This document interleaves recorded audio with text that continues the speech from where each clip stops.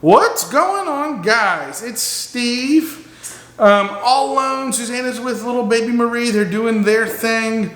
I just wanted to make a quick video just to discuss this breaking news out of the Walt Disney Company. We got it.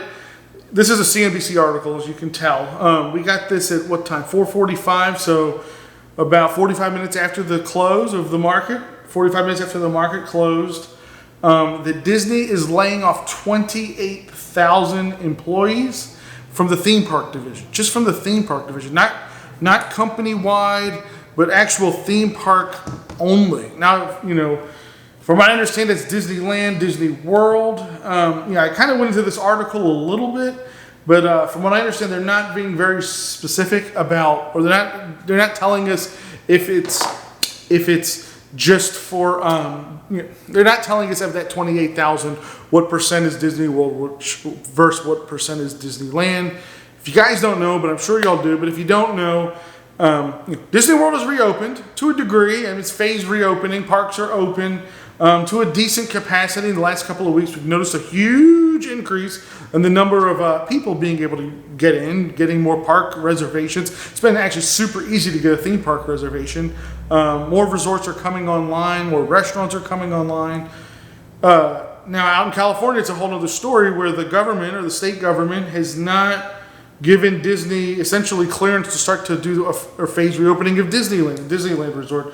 So we know Disneyland is still shut down as we make this video. We know that Disney last week was kind of putting pressure on the California government to give them guidelines on what they need to do to reopen. Essentially, what do you want? What are your expectations from us in order to safely reopen according to, the California, Department of Health or whoever is going to be overseeing that, the Governor Newsom. There's a lot of controversy there about what's going on. But me and Susanna, we saw this news when we were driving in the car a little while ago, before I clicked record on this video to make it. And we were both saying, it's amazing, the profound difference between Florida versus California, where, if you don't know, the governor of Florida last week, I think Friday, or Thursday, which is Governor DeSantis, he said that there's no more shutdowns, no more capacity restrictions on restaurants, and theme parks are green lit to go full capacity if they want to. It's up to them. You know what? In a way, I kind of agree with it, because Disney knows what they need to do for safety-wise. They know what they can handle. They know how many guests they can let into that park and be able to socially distance. They know the number of employees to guest ratio that it takes to enforce social distancing, mask wearing, that type of thing. Now, there's been some issues I've heard, as the parks have gotten busier. I haven't seen it myself, but as the parks have gotten busier, that there's just not enough cast members to enforce this type of stuff. So, that could be a whole nother animal in itself. But, the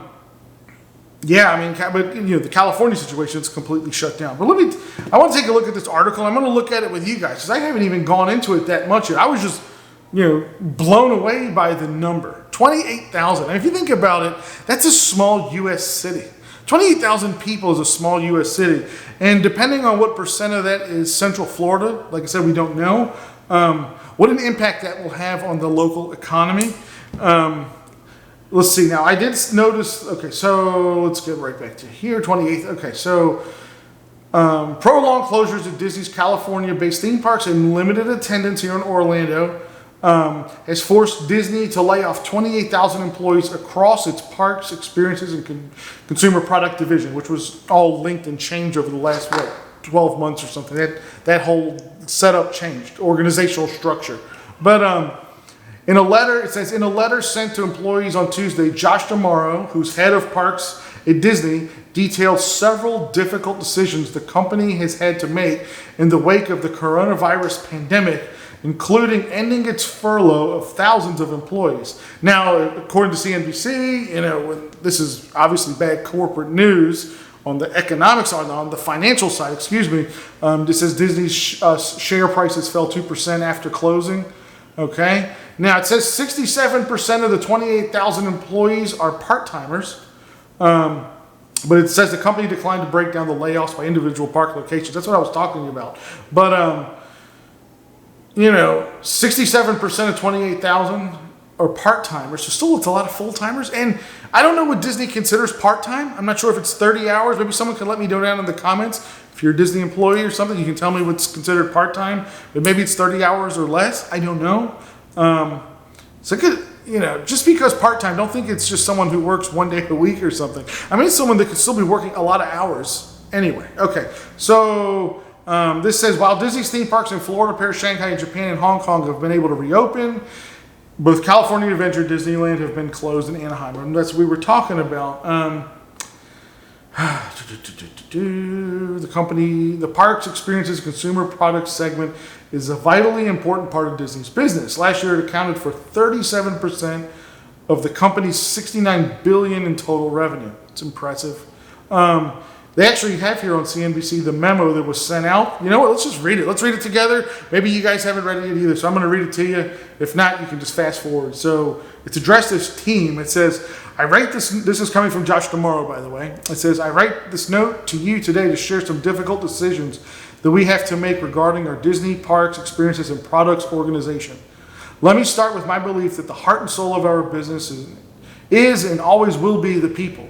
Just like all of you, I love what I do. I also love being surrounded by people who think about their roles as more than jobs, but opportunities to be a part of something special, something different, something truly magical. Earlier this year, in response to the pandemic, we were forced to close our businesses around the world. Few of us could have imagined how significant the pandemic would impact us, both at work and in our daily lives. Oh, this can get long here. Maybe how long is this? Yeah, it's a little bit long, but maybe I can skim it. As heartbreaking as it is to take this action, this is the only feasible option we have in light of the prolonged impact of COVID-19. Thank you for your dedication, patience, understanding during these difficult times. For those of you who will be affected by this decision, I want to thank you for all that you've done for our company and our guests. While we don't know when the pandemic will be behind us, we are confident in our resilience, and we hope to welcome back cast members and employees when we can. So they're leaving the door open that as the pandemic, maybe starts to die down or vaccine comes to, put a needle in it or something, maybe they can do some rehiring. But essentially, wow, 28,000. It's a huge impact. I was actually talking to Susanna about this. I said, being that they are raising capacity in the parks, which they haven't confirmed, but you can tell. I mean, we have eyes, we can see. I was already telling her, this is before I knew this news yet, I said, raising the capacity, there's not enough employees to handle making sure that the social distancing is going into place, making sure that the tables are wiped down and clean, yada, yada, yada. So I can only imagine now how much more difficult that's going to become. And I didn't, like I said, y'all just saw, we didn't read this whole thing yet, but it makes you wonder, is it sanitation? Is it, the person that's checking you in, ride operators, safety inspectors? We don't know. I'm sure some of that will come out. This is all on top. This announcement's all on top of Friday or Saturday's announcement where we found out that the Grand Floridian Orchestra, that they had been terminated, and that's been kind of a controversy. But it is what it is. I mean, we knew that layoffs were coming to Disney. I think there was starting to be this belief, though, that because at least Disney World was reopening and increasing capacity, that possibly Disney could ride the wave, bring back more furloughed employees, and not have to look at a number as big as this. But Disney was out there last week pressuring the California government, letting them know that the continued closure of Disneyland in California was really impacting the business, obviously, and their ability to retain these employees. So, I don't know what percent is in California. I probably need to Google search how many employees does Disneyland have? Between California Adventure, Disneyland, and the resorts out there. I have no idea, but it's a big hit. I feel terrible, guys. Anyone that this is impacting, so sorry for y'all. I've been laid off before myself. It stinks, but I will say every time I've ever been laid off, something better always comes. The last time I was laid off, I started another new business, and it's been great, and I've been self-employed ever since. So, you know, that maybe no one's asking for my advice, but maybe that's my 2 cents, or that's my advice. If you lose your job with Disney, focus that passion somewhere else. If there's something else you're passionate about, maybe now's the time to look into doing something different. If you are creative, do something creative. If you always had that little entrepreneurial spark in you, maybe now's the time to run with it. Try to do something. But yeah, definitely, all of you guys are in our thoughts that are impacted by this. Stinks. 2020's been a rough year. You know, I can't count, and how many things have gone negative in 2020. Other than I got a beautiful baby girl out of this year, but other than that, it's been a rough one for everybody. And this, I'm sure, is going to be a pretty big impact. Well, we know it's a big impact on a lot of people. So you guys are all in our thoughts, on our prayers. I wish the best for you guys, and that's a wrap on this video. If you're new to the channel, make sure you subscribe, give the video the big thumbs up. We'll probably be covering more news, Disney news anyway, just because I'm not getting to the parks that much. I'm very, very, very busy, and parks are a little bit full like we've been talking about, so start to get into that whole comfortable issue about going back into the parks right now. So do make sure you subscribe. Comment down below. What are your feelings on this? Do you think it's going to be, I don't mean to sound selfish, but what do you think the impact is going to be on the guest experience? Right? Like, I mean, the cast members are what delivers the magic at Disney. 99% of what we call magic is those people that are excited to be there and deal with us every day. I mean, when it's 95 degrees, you're hot, you're sweaty, it's humid. Maybe you've been in an attraction queue for an hour and a half.